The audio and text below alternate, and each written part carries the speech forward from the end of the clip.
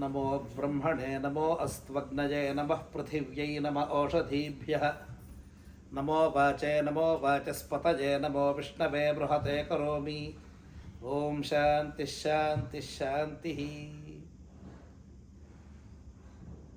The Kushmaanda mantras are found in the second Prapataka chapter of Taittiriya Aranyaka of Yajurveda. Prior to this third Anuvaka, the Yajnapavitam Brahmana is the text which is explanatory in nature. Yajnapavitam Brahmana was the first one. The second Anuvaka is about the Arghya Pradana and Udayastamana Aditya Abhidhyana, which is the core of Sandhya Vandana. So this is the second Anuvaka. After this we have the third Anuvaka, third, fourth, fifth, sixth and seventh. These five speak about the Kushmaanda mantras and the context.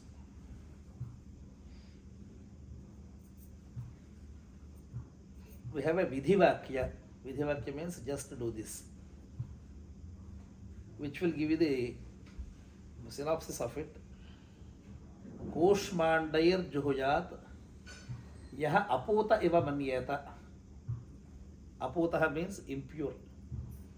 If for some reason you feel that you have a discomfort, you feel that you have some impurity which is impeding you, then think of Kushmaanda Homa.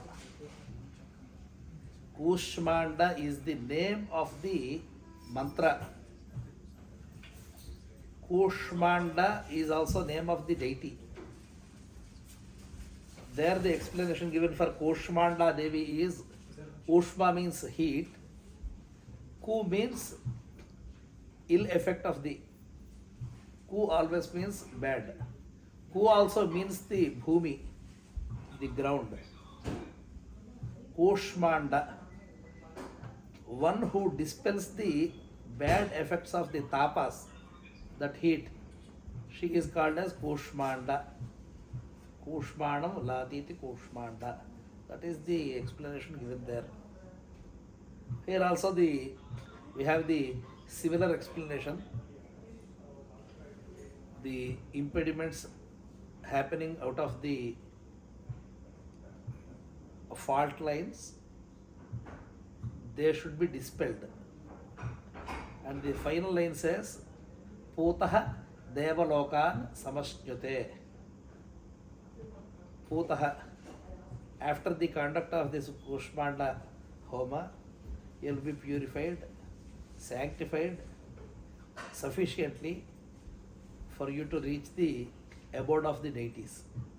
That is the thing.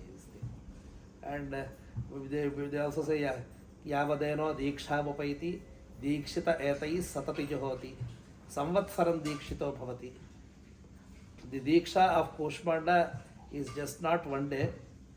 Depending on the situation, you can observe it for 1 year or 1 month or 24 nights or 12 nights, 6 nights, even 3 nights or Sadhyaskala. That the Sadhyaskala Paksha, the least of them that we have performed here. So that's the background of it. And when you think you are impure, then only you will think of a retaliatory action. If you don't think that there is impurity, you would never do this. Suppose a person who never touches alcohol, by a particular circumstance, he had to consume little, and the guilt is actually after him. So he wanted to escape that guilt, so that he could be purified again. For such persons, Kushmaanda Homa will help. But not those habitual drunkards who feel very happy to exhibit their drinking habits. For them, no Kushmaanda would help. Again, I recall the words of our Swamiji. Bhavaskya Shuddhir Yadi Nasti Teva Gangadharo Naiva Punati Ganga. Further, there is an instance, very beautiful instance. Parvati Devi wanted to check the pulse and quality of devotees who are visiting Varanasi. And Parvati wanted Shiva to answer this question. She said, okay, let's have a practical test.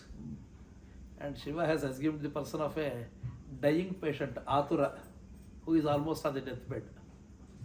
And he has made himself be seated on the deathbed right on the banks of Ganga. And millions of people were taking bath in the Ganga and everyone was coming out. Parvati is the form of a very old lady. She was just saying one line. My husband is on the deathbed. Those who are purified by the Ganga Snana, if they put a spoonful of Ganga water, he would be cured of his ailments and he would get up immediately. Or at least he would get mukti. If those, that line is fine. She has added the Shiva advises her to add one more line. If at all there is not purity in the person who is giving the Ganga water, he might be dead as well. High risk. Till morning till night, they could not get a single spoonful of water. Parvati was surprised. So those devotees who are proclaiming themselves to be self-styled great devotees of Shiva, they still don't have a iota of confidence in their own devotion. Bhavaskya Shuddhir Yadinasti Teva. If you don't have the purity of intention, Gangadharo Naiva Punati Ganga, it's not just the Ganga. Ganga will not be able to purify you. Not even Gangadhara would be able to help you. So there has to be purity of intention. So therefore, for those who feel that there is an element of impurity in life, for them Kushmaanda Homa is the best solution. This is the scenario. Now I am coming directly to after the procedures, what should be done? It starts with Yaddeva Deva Hedanam, Devasas Chakrumavajam, Adityas Tasman Mamunchata, Rataskirtena Madita. Hedanam means making fun of, mock. If someone ignores your presence, you will not be very much upset about it. Okay, let him go. If someone makes fun of your stature, then you would be really peeved. In American words, they say they get pissed off. That's what they say. That is called the Deva Hedanam. In Telugu, we call it as Hedana. Hedanam is this thing. In fact, Hedru Krodhe. It's a sort of peeving and it's a sort of insult. It's Avahelana in Hindi. Yes, Ava means down. I am mocking you, so to pin you down. Okay. Avahelana. Yata Devaha, He Devaha, Yata Deva Hedanam. If I am knowingly or unknowingly part of such mocking Of God.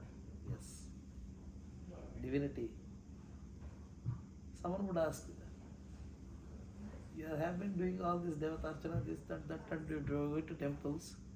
Still, why there is a calamity in your life or in the household? And if you don't know how to answer it, how to analyze this, you should find ways. Otherwise, you are part of that Deva Hedanam. Of course, the person who is asking such type of questions, not with the intent of knowing, but with the intent of mocking you. Deva Hedanam. Adityas Tasman Mamunchita. We are asking Aditya in this sense is Aditya means Aditeha Apatyam Pumamsaha.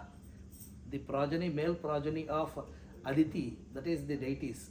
Aditi is Deva Mata.